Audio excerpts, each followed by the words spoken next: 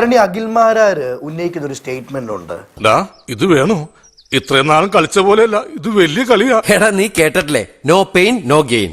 അതായത് സ്ത്രീകൾ ബിഗ് ബോസിൽ കയറണമെങ്കിൽ വഴങ്ങിക്കൊടുത്തിട്ടാണ്. എവിടെ ഇതൊരു നടക്ക് പോണ ലക്ഷണില്ല.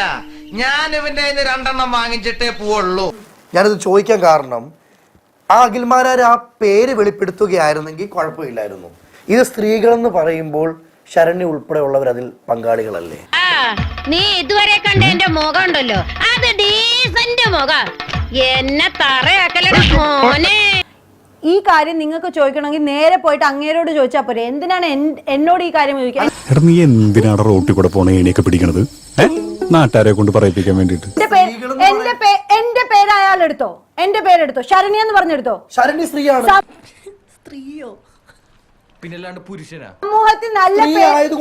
സമൂഹത്തിൽ നല്ല പേരും നല്ല റെപ്യൂട്ടേഷനിലും ജീവിച്ച് വളർന്ന ഒരാളാണ് ഞാൻ. നല്ലൊരു പേരും ഉണ്ട്. ഇപ്പൊ ഇങ്ങനെ ചുമ്മാ വേഷം കെട്ടുള്ള കാര്യങ്ങൾക്ക് എന്റെ പേരെടുത്തോ. വെള്ളത്തിലെടുക്കല്ലേടേ, വെള്ളത്തിലെടുക്കല്ലേ, വെള്ളത്തിലെടുക്കല്ലേ, വെച്ചിട്ട് പോ, വെള്ളത്തിലെടുക്കല്ലേ, വെള്ളത്തിലെടുക്കരുത് കേട്ടോ.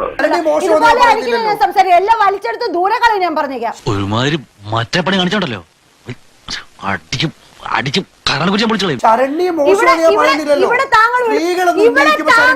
ഇവിടെ താങ്കൾ വിളിപ്പിച്ച എന്തിനാ എന്നെ? എന്റെ കാര്യങ്ങൾ ചോദിക്കാനും എന്റെ ഇൻഡിവിജ്വൽ കാര്യങ്ങൾ ചോദിക്കാനുമാണ്.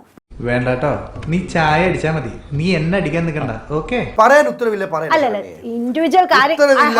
ഹലോ ബ്രോ, ഇൻഡിവിജ്വൽ കാര്യങ്ങൾ ചോദിക്കാണോ വിളിച്ചത്? ആണോ?